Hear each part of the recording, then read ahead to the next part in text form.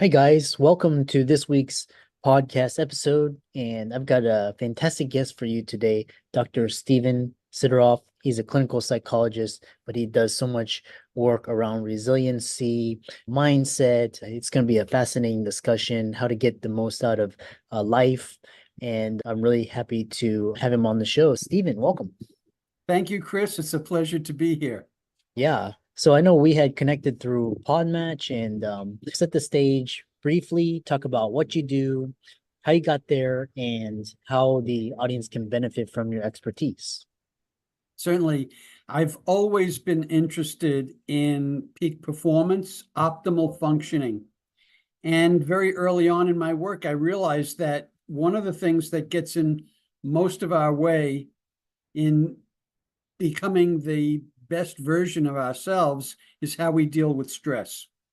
And stress is a common modulator of so much of what goes on in our lives because as we increase the amount of stress that we have, and that's happened to all of us, our coping mechanisms begin to get stretched and frayed, and we don't think as clearly, and emotions get caught up in our thinking process, and we don't perform at our best. So I've developed a model of resilience and peak performance that really once it's based on a model that has 9 components to it.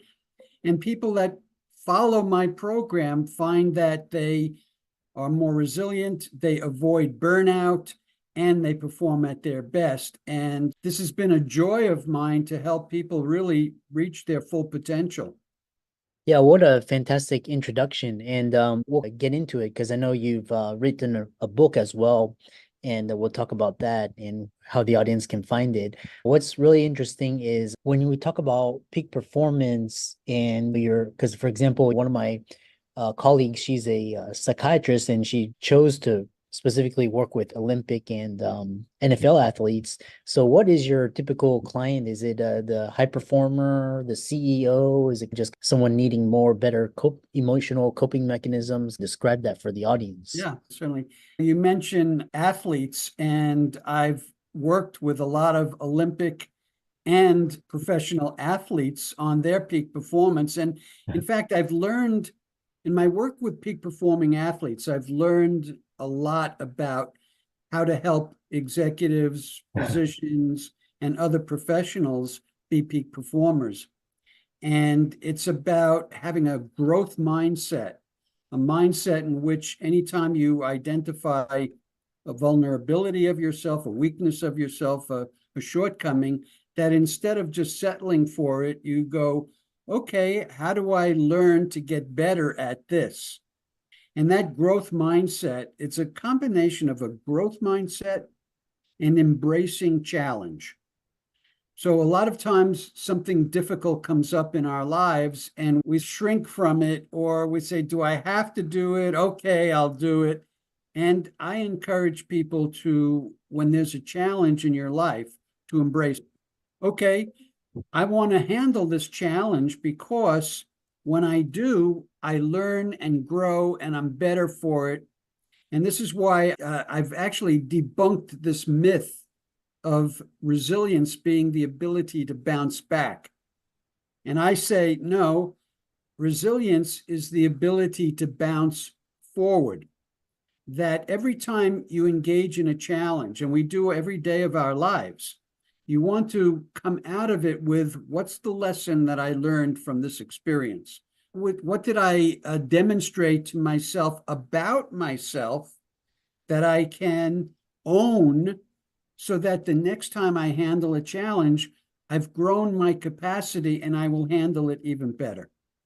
Yeah, I really love that description. And so the next question I have for you is, for example, a lot of high level like surgeons and CEOs and executives, and then whenever it's like a pressure performance and kind of I was listening to this podcast where the pressures of just Olympic athletes and NFL at just so immense. And how do you handle these pressures, these choke points when they say that they're either clutch or choking? How do you handle that?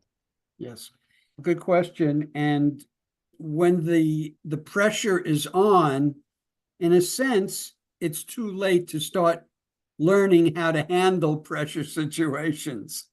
The key is really to practice and be prepared. The key is what I do, whether it's an executive, an athlete, or a physician, I actually do a lot of dress rehearsals with them. So I set up the circumstance, the conditions of a stress, of a pressure situation, of a important moment in their lives, whatever it might be. It could even be doing surgery. And we visualize it in full five senses modality so that I help the person go right into that situation. And while they're there, I coach them in how to stay calm and focused, Mhm. because that's we have this tremendous mismatch between our stress response and the environment that we live in. We still have the fight or flight stress response, yet all the situations we engage in do not necessarily require that. And Mhm. so we mobilize much more than we need. And so the dress rehearsals are trainings for balancing out the appropriate stress response for the circumstance. And that's a key to peak performance. That's a key to avoiding burnout, is having a stress response that matches the stressful situations that you all encounter. And it's training to be in a sense of calm during those moments. And that's at the heart of what's referred to as being in the flow. It's also at the heart of what's referred to as being in the zone. Yeah, which kind of a follow-up question is, how do you help individuals that failed on a massive level? For example, like a hedge fund trader loses hundreds of millions, or a CEO gets fired, or just like somebody just or an athlete just botches a huge opportunity. And then how do you keep them from keeping like from spiraling at such a that at those when the stakes are so high? Yeah, and not an uncommon circumstance. And in fact, if you're going to be a peak performer, you have to learn how to handle those kinds of situations, because success is never just a straight path like this. There are always going to be the failures. And so the first thing is to recognize that these situations produce a lot of emotions: anger, frustration, loss, sadness, all of those things. You can't just push them aside. You have to start by accepting those feelings, acknowledging them, and allowing yourself to express those feelings. Even if I'm angry with myself, I need to, that when you're angry or have any kind of emotion, motion is the root of emotion, meaning that your body mobilizes with emotions. So they need to be addressed as the first step.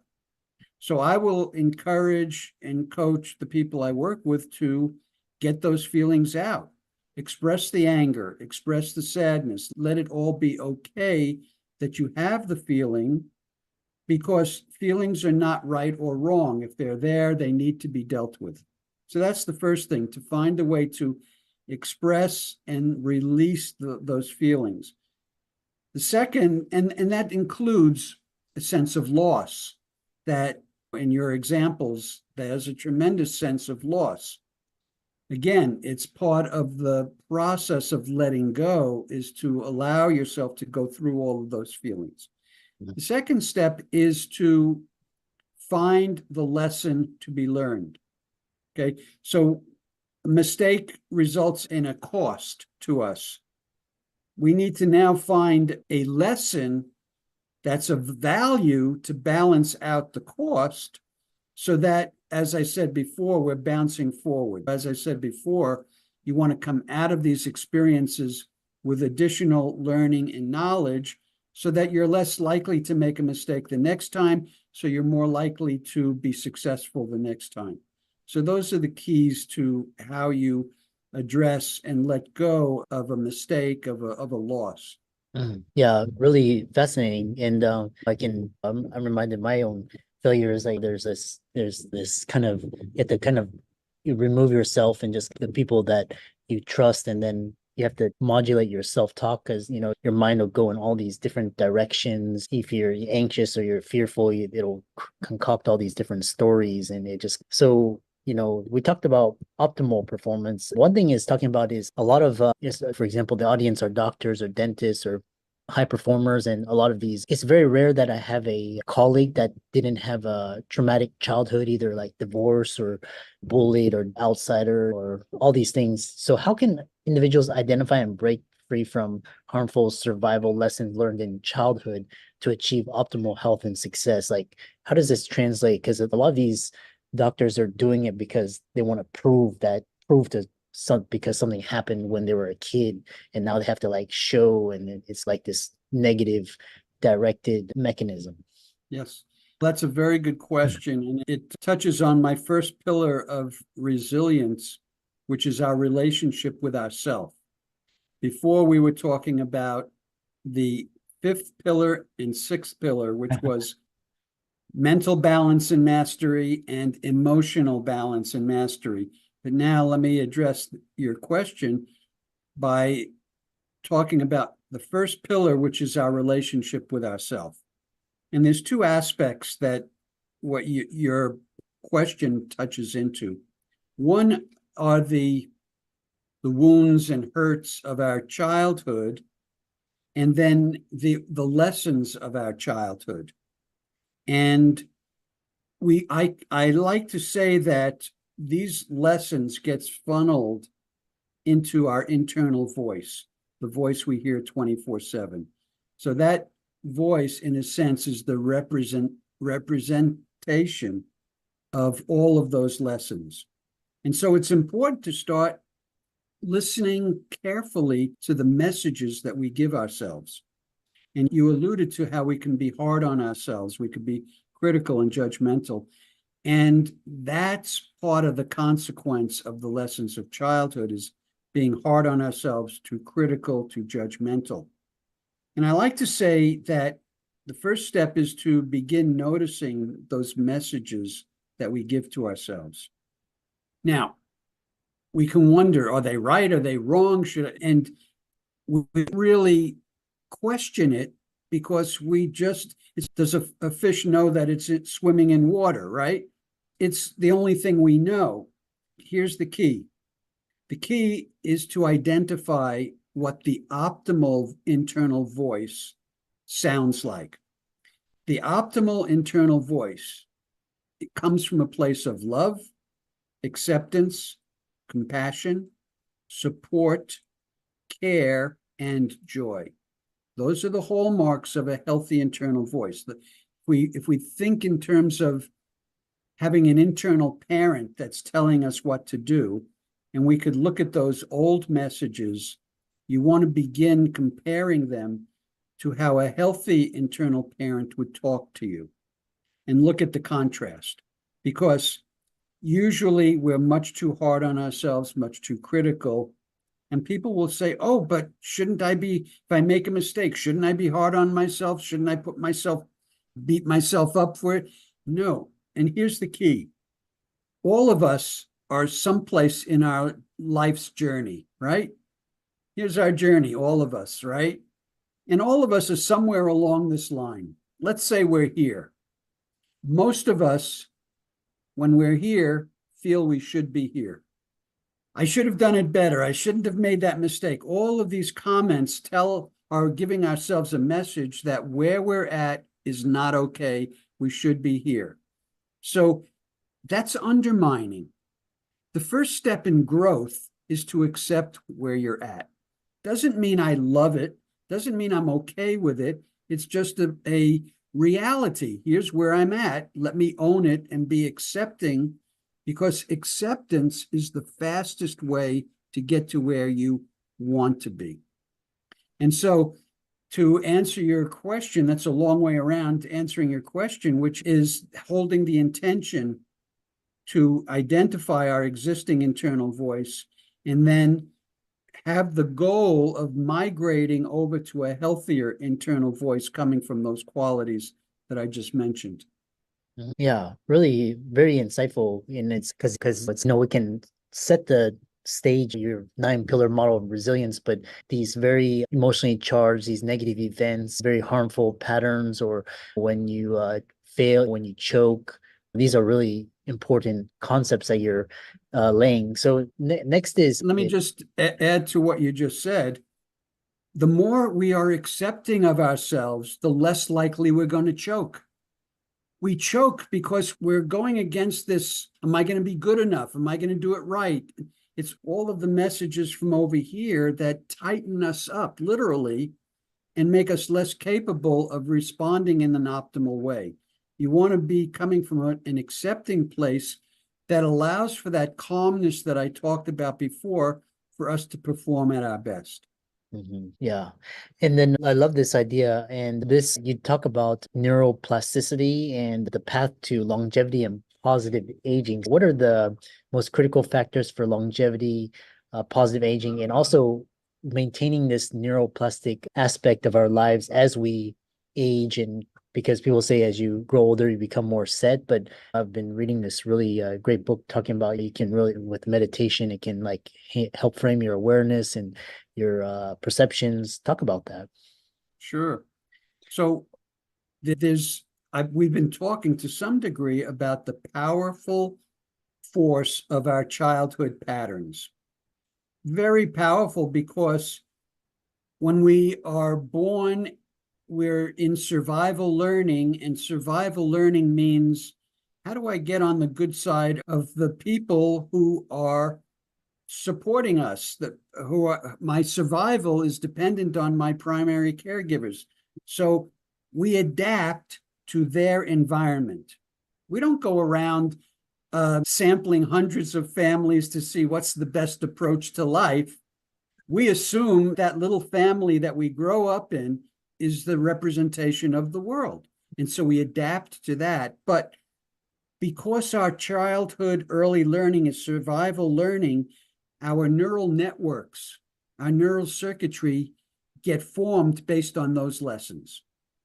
So we adapt to that, but then our adaptation to some degree freezes to those lessons because it creates a filter through which we see the world and through which we see ourselves. Okay. But juxtaposed from the powerful childhood lessons is our brain's tremendous ability for neuroplasticity, to learn, to grow, and to literally regrow new nerve cells based on new learning. But we have to be willing to let go of the old lessons. That's the key to neuroplasticity, because these old lessons, they're like a gravitational pull. Okay. Yeah. And so to have neuroplasticity and new nerve growth and development, it's so important to be consistent with practicing these new lessons. That's why in my book, I talk about the path. So many of us say, learning is so overwhelming. I have to do this, I have to do this and this. And if you think about our history, we have this whole history of the old pattern, and now today we're trying to do a new pattern. Neuroplasticity works if we're consistent. So right now, you and I in our conversation, we're literally triggering in a 30-minute impactful conversation, we're literally triggering new nerve growth in our brain. Amazing. That's neuroplasticity.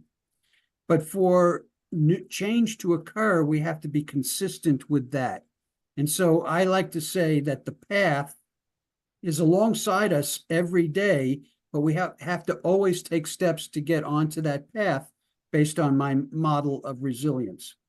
So neuroplasticity is an amazing potential of our brains, but we have to engage in that process by doing, for example, by migrating over to the healthy internal voice, by thinking in terms of a growth mindset, and by taking the challenge every day to learn to do things in a new and different way. Yeah, it's interesting because I was just talking with another guest about forgiveness and letting go, and then it is forgiveness and letting go. It's a process. It's not a one-time event. It's not just like you just let. It's like a muscle, just a plasticity. It's like kind of rewiring, and but it takes you have to do it over and over to like train. It's like mental conditioning. I know. So I like to say, it's like you're approaching this forest and all thickets all over, but there's this one path that's trodden down, beaten down, and Yeah, we automatically go there because it's the familiar path. And I say, wait a second, stop, pull out your machete and go over where is the healthy, good path and start knocking down those thickets. And the way that works is anytime anybody in your audience feels uncomfortable, feels a little anxious, feels a little nervous, perhaps going into a meeting, for example, or going into some other experience, I guarantee that the discomfort is coming from some unspoken message from your old internal voice saying, are you sure you know what you're doing? Are you going to be good enough? Are people going to judge you? So the discomfort we experience is triggered by some message from that old voice. That's a signal to stop when you feel the discomfort. What's the message that I'm giving myself? And then what would a healthy internal voice say in this moment? So following that path, that process, you can be learning and growing on a daily basis and dealing with those old messages on a daily basis. It's waking to that moment of, okay, what's going on right now? yeah, I love that. And I know we have, so talk about you have a book that you have, and then talk about what it is and how people can find it. And then lastly, how can people follow you and reach out to you about these important concepts? Sure. I've distilled all of my work with peak performance and executives and all the people that I've been working with down into this model of resilience, the 9 pillars of resilience and success. And that's in my book right here, The 9 Pillars of Resilience, the Proven Path to Master Stress, Slow Aging, and Increase Vitality. Because when you follow this program, you literally bring your nervous system into a better place of balance. And when you do that, the body does a better job of healing and slows the aging process. And I followed this model. In fact, the model is based on the lessons that I've learned. And last year, I did my biological age assessment, and it came out 20 years younger than my chronological age. So that's the promise of what other people can achieve by becoming more resilient, improved performance, and improved health. This book is available everywhere, Amazon, any bookstore, and people can reach out to me. My website is drstephen.com. A lot of interesting articles, some pioneering research I've done using neurofeedback to literally heal the brain and achieve peak performance. Yeah, and what a fantastic way to end the conversation. And let's thank Dr. Steven Sideroff for coming on and talking about this mental performance, mental longevity, and the resilience in the context of performance and healing and all of his. Be sure to give his socials a like and follow. Check out his book, The 9 Pillars of Resilience. It's on Amazon. Get it, leave a 5-star review. And with that, thanks so much for coming on. My pleasure. Thank you.